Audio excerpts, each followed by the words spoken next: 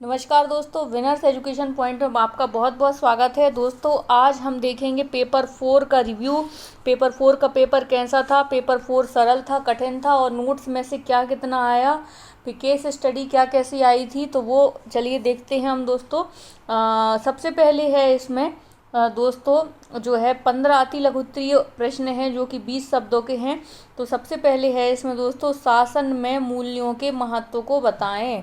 शासन में मूल्यों के महत्व को बताएं। बहुत सिंपल क्वेश्चन है, अच्छा क्वेश्चन है, नोट्स में से आया है। तुलसीदास के स्वांतः सुखाय की विशिष्टता समझाइए। ये क्वेश्चन दोस्तों थोड़ा सा अलग है क्योंकि आमतौर पर ये पुस्तकों में नहीं मिलता है, तो हो सकता है ये कुछ स्टूडेंट्स पर ना बना हो। फिर है दोस्तों, भारत में भ्रष्टाचार पर अंकुश लगाने वाले प्रमुख संस्थान कौन से हैं। दोस्तों ये क्वेश्चन जो है वो इसी मतलब जो है पॉलिटी वाले पेपर में भी आ चुका है। तो इसमें आपको दोस्तों जो है सीवीसी वगैरह लिख देने थे। सीवीसी ये कई बार हम अपनी टेस्ट सीरीज में दे चुके हैं। सीवीसी है, इसके अलावा दोस्तों जो है लोकपाल लोकायुक्त संस्थान है, केंद्रीय विजिलेंस कमेटी है, सीबीआई है। तो ये प्रमुख संस्थान आपको इनके नाम लिख देने थे, 3 में से 3 नंबर मिल जाते। फिर है सत्य एवं ईश्वर के संबंध में गांधी जी के क्या विचार हैं। बहुत ही इजी पेपर आया है दोस्तों, आप सभी पे बन ही गया होगा। फिर है पारदर्शिता क्या है। पारदर्शिता दोस्तों एथिक्स के पेपर में जब पेपर सरल आता है तब नंबर तब मिलते हैं जब आप उदाहरण बहुत अच्छे लिखते हैं। तो उदाहरण में आपको इसमें लिख देना था पारदर्शिता में, जब आप उदाहरण सटीक और आधुनिक उदाहरण लिखेंगे तभी आपको दोस्तों बहुत अच्छे नंबर मिलेंगे। तो पारदर्शिता क्या है। जैन मतानुसार त्रिरत्न किसे कहते हैं। सम्यक दर्शन, सम्यक ज्ञान, सम्यक चारित्र। लेकिन आपको इसमें नंबर तब मिलेंगे जब आप इसकी शॉर्ट में परिभाषा भी लिखेंगे। फिर है दोस्तों, उद्देश्य परक दृष्टिकोण से प्लेटो के विचार समझाइए। Discuss idea of Plato from technological standpoint. उद्देश्य परक दृष्टिकोण से प्लेटो के विचार बताने थे। तो दोस्तों हो सकता है ये क्वेश्चन आप पे ना बना हो। फिर है अवाचिक संचार से क्या समझते हैं। अवाचिक संचार मतलब होता है नॉन वर्बल, जिसमें बातचीत नहीं होती है। और तो इसमें दोस्तों आ जाएंगे जैसे कि मीडिया आ जाएगा दोस्तों। इसके अलावा लिखित संचार आ जाएगा। और वर्बल मतलब सिर्फ जिसमें बातचीत ऐसी बस अपन को जो है वर्बल कम्युनिकेशन के अलावा बाकी सभी आएंगे इसमें। नेक्स्ट है फ्रेंड्स, पाश्चात्य शिक्षा के संबंध में स्वामी दयानंद सरस्वती की अवधारणा समझाइए। पाश्चात्य शिक्षा के संबंध में स्वामी दयानंद की अवधारणा समझाइए। तो ये दोस्तों आपको सिंपल नोट से मिल जाएंगे। बहुत अच्छा पेपर आया है। किसी भी स्टूडेंट्स ने जिसने भी थोड़ी बहुत भी मेहनत की होगी उस पर ये पेपर बन जाएगा। नैतिक मार्गदर्शन किसे कहते हैं। नैतिक मार्गदर्शन दोस्तों जो हमारी अंतरात्मा और नैतिक मार्गदर्शन के जो स्रोत होते हैं वह हमारा मार्गदर्शन करते हैं, तो उसे नैतिक मार्गदर्शन कहते हैं। अंतर्राष्ट्रीय पारदर्शिता के बारे में क्या समझते हैं दोस्तों। तो अंतर्राष्ट्रीय स्तर पर पारदर्शिता के बारे में आपको लिखना था, जैसे कि ट्रांसपेरेंसी इंटरनेशनल के बारे में आपको इसमें लिखना है। तो ट्रांसपेरेंसी इंटरनेशनल क्या है, एक संस्था है, इसकी स्थापना, इसका हेडक्वार्टर कहाँ है, उसका उद्देश्य आप लिख देते तो आपको नंबर मिल जाते। नेक्स्ट है सिविल सेवक को किन तीन सामवेगिक बुद्धि के आयामों को जानना चाहिए।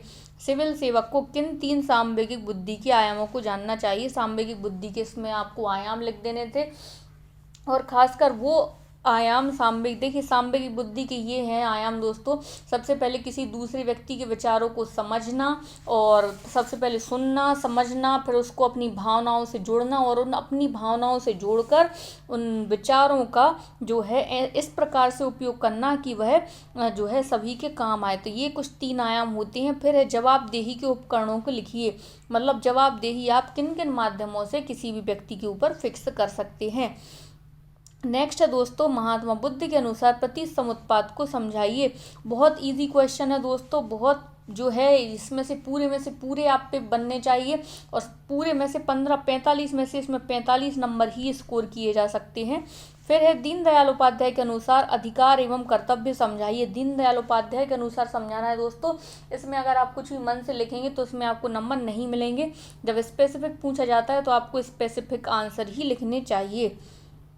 फिर नेक्स्ट है फ्रेंड्स, स्वामी विवेकानंद किस लिए जाने जाते हैं। अर्थात इसमें स्वामी विवेकानंद की आपको शिक्षाएं, कोट्स वगैरह लिख देने थे। तो आप जब इसमें एथिक्स में मैंने आपको कई बार बताया, जब आप कोट्स लिखेंगे, जब आप इनके विचार लिखेंगे, तभी आपको इनकी कोई कविता की लाइन है, तभी आपको इसमें अच्छे नंबर मिलेंगे। नेक्स्ट, विसिल ब्लोअर सुरक्षा बिल 2015 का क्या महत्व है तथा इनके मूल प्रावधानों को लिखिए। तो इसमें जो है विसिल ब्लोअर सुरक्षा बिल 2015 को आपको सर्च करके इसके महत्व एवं प्रावधानों को बताने थे। दोस्तों वैसे ये बिल जो है 2014 में लाया गया था, लेकिन ये पास 2015 में हुआ था। तो आपको वही जो है बिल विसिल ब्लोअर का सबसे पहले आपको ये बताना है इसमें कि ये बिल क्यों लाया गया, इसके क्या क्या प्रावधान हैं, और कुछ इसमें विसिल ब्लोअर के आप नाम भी लिख सकते हैं कि कुछ विसिल ब्लोअर, और इसका फिर आपको महत्व लिखना है। तो ये आपको विनर्स एजुकेशन पॉइंट के नोट्स से ईजिली मिल सकता था। फिर है राजा राम मोहन राय का समाज के लिए क्या योगदान है। राजा राम मोहन राय का समाज के लिए क्या योगदान है।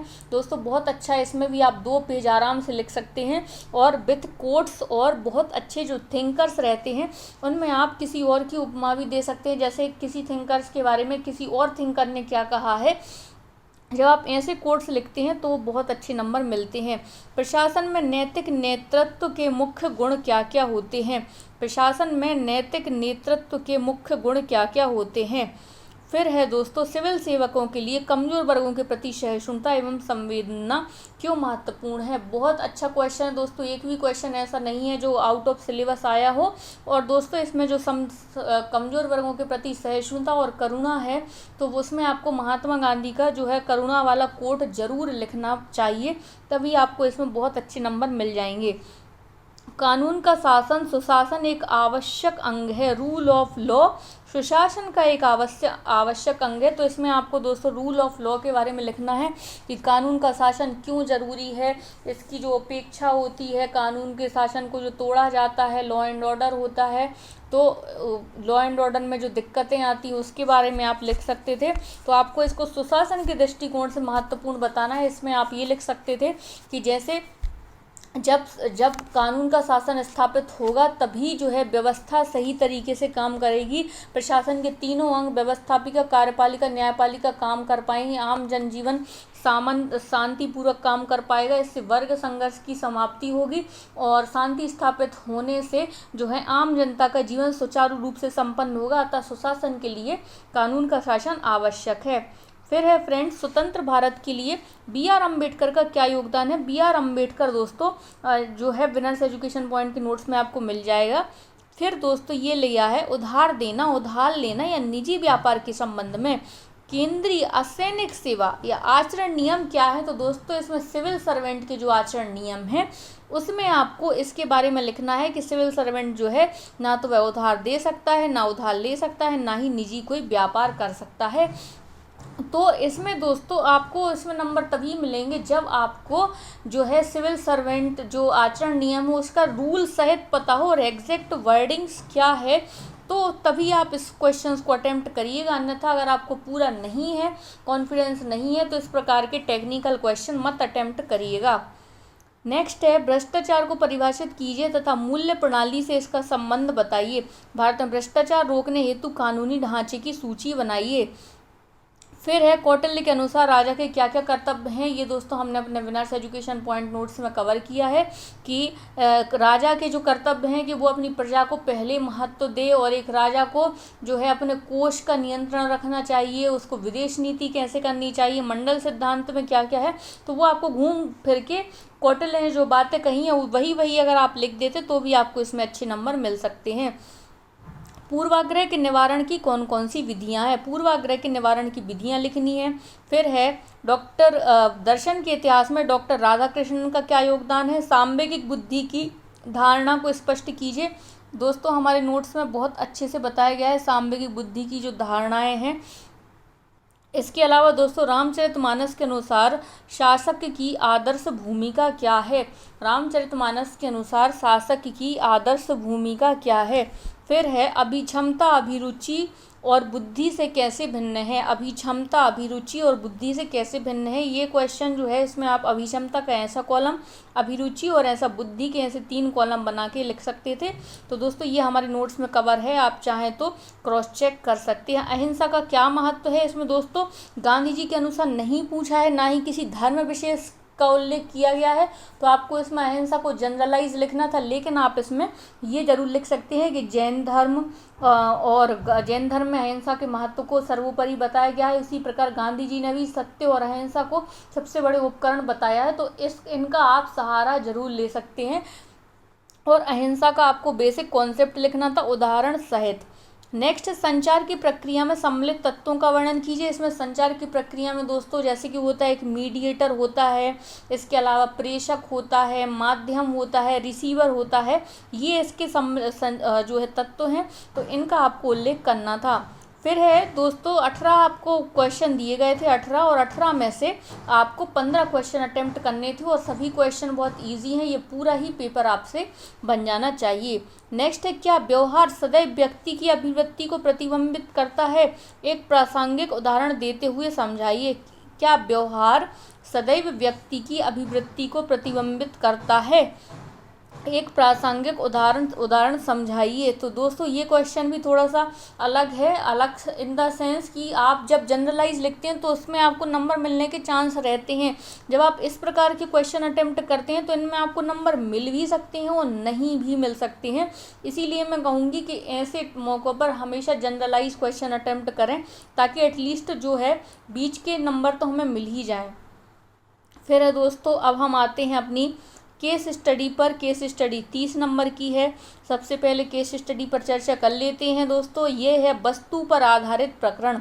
वस्तु पर आधारित प्रकरण एक सरकारी अधिकारी के व्यवहार में नम्रता, ईमानदारी, कर्तव्यपरायणता के साथ अपने अधिकार का समुचित निर्वहन करने की दक्षता, सहयोग और सेवा भाव भी हो, तो यह चारित्रिक गुणों की संपन्नता उसे अधिकारी के साथ साथ देश का श्रेष्ठ नागरिक बनाती है। विनम्र व्यवहार सबको सुख देता है, सामाजिक सद्भाव को बढ़ाता है। विनम्र व्यवहार अहंकार से रिक्त होकर ही किया जा सकता है। जिस प्रकार एक व्यक्ति समाज में रहकर अपने व्यवहार से कर्तव्य और अधिकार के प्रति सजग रहता है, उसी तरह देश के प्रति भी उसका व्यवहार कर्तव्य और अधिकार की भावना से भावित रहना चाहिए। उसका कर्तव्य बनता है कि ना तो वह कोई स्वयं ऐसा काम करे, ना ही दूसरे को करने दे जो देश के हित में ना हो। देश का सम्मान और संपत्ति की रक्षा अधिकारी का परम दायित्व है। तो दोस्तों ये जो है हिंदी में है। अब इसमें प्रश्न क्या क्या पूछे गए हैं, प्रश्न हम देखते हैं केस स्टडी में। सबसे पहले इसमें प्रश्न है, व्यक्ति का विनम्र व्यवहार कैसे सबके लिए आवश्यक और सुखदायी होता है। अब हम आते हैं अपने केस पर। तो इसमें क्या लिखा है, व्यक्ति का विनम्र व्यवहार कैसे सबके लिए सुखदायी होता है। तो विनम्र व्यवहार सबको सुख देता है और सद्भाव बढ़ाता है। तो इसमें आपको क्या लिखना है कि देखिए दोस्तों, ये जो है ये अनसीन पैसेज नहीं है कि आपको इसका पैसेज में ही आंसर मिल जाएगा। आपको इसके दोस्तों जो है इसके जो आंसर्स हैं इनको, जैसे ये 10-10 नंबर के, आपको कम से कम इसको 1 पेज या 1.5 1.5 पेज में ज़रूर लिखना था। अब इसके लिए आपको अपने मन से सोचना है कि विनम्र व्यवहार किस प्रकार लोगों के लिए लाभदायी हो सकता है, फिर विनम्र व्यवहार के लिए क्या आवश्यक है, और फिर नेक्स्ट देश और समाज के प्रति एक सरकारी अधिकारी का व्यवहार और कर्तव्य कैसा होना चाहिए। देश और व्यवहार के प्रति एक सरकारी अधिकारी का व्यवहार और कर्तव्य कैसा होना चाहिए। तो इसमें लिखा है कि देखिए, वह ऐसा कोई भी काम ना करे जो स्वयं और दूसरे के हित में ना हो। तो इसमें आपको पूरा ऐसा लिखना चाहिए जैसे दूसरे के हित में, जैसे कि जो भी है, जैसे करप्शन ना करे और अपनी जो है समयबद्धता रहे, तटस्थ रहे, वस्तुनिष्ठ रहे, लोक सेवा के प्रति समर्पित रहे, अशक्त वर्गों के प्रति करुणा का भाव रहे। जब उसमें ऐसी भावनाएं रहेंगी तभी वो व्यक्ति जो है सरकारी अधिकारी को इस प्रकार का रवैया अपनाना चाहिए। तो आपको इसमें लिखने थे दोस्तों कम से कम 1.5 पेज के प्रश्न जो है आंसर्स। फिर हम पढ़ते हैं दोस्तों दूसरी केस स्टडी। दोस्तों इसी का ये अथवा है। अब हम दूसरी केस स्टडी पढ़ते हैं। तो दूसरी केस स्टडी में दोस्तों 5 अंक हैं 7-7 नंबर के। तो सब 5 प्रश्न है 7-7 अंक के। 21वीं सदी की विश्व अर्थव्यवस्था ज्ञान आधारित है। संचार तकनीक जिसकी संचालक शक्ति है, इसीलिए विश्व जनशक्ति का सूचनात्मक आधार एक संरचना से परिचित होना जरूरी है। ठीक उसी तरह जैसे कि परिवहन तंत्र और कारों, रेलों, सड़कों व राजमार्गों से सुपरिचित है। विकसित अर्थव्यवस्था के लिए सर्वव्यापकता की व्यवस्था का मजबूत होना। दोस्तों ये थोड़ा सा जो है संचार व्यवस्था से आधारित है। अब हम इसमें इसके कुछ क्वेश्चन पढ़ लेते हैं। उपयुक्त विषय वस्तु का उद्देश्य स्पष्ट कीजिए। सूचना तकनीकी का महत्व लिखिए। सर्वव्यापकता क्या है? तो दोस्तों इस बार की जो केस स्टडी है वो ट्रेंड से हट के पूछी गई है। इस बार की केस स्टडी में जो है अनसीन पैसेज टाइप की पूछी गई है, जिसमें कि आपको एक शब्द, जैसे आपको ये आज कैसी जनशक्ति की ज़रूरत है, अब आपको इसी के बारे में लिखना है, ताकि आप जो है अब आपको इस टाइप की केस स्टडी देना बंद कर दी है इस बार से, कि ऐसी स्थिति में आप सिविल सर्वेंट होते तो क्या सोचते। इस बार का ये ट्रेंड जो है वह हट चुका है। अब हम देखते हैं दोस्तों जो है दूसरी केस स्टडी। तो ये जो है केस स्टडी तीसरी थी, और इसमें दोस्तों ये जो है आपसे पूछा गया है 21वीं सदी के संचार के बारे में, ज्ञान आधारित अर्थव्यवस्था के बारे में, नियम, कायदे, कानून, क्रियाकलाप, औद्योगिक अर्थव्यवस्था इत्यादि।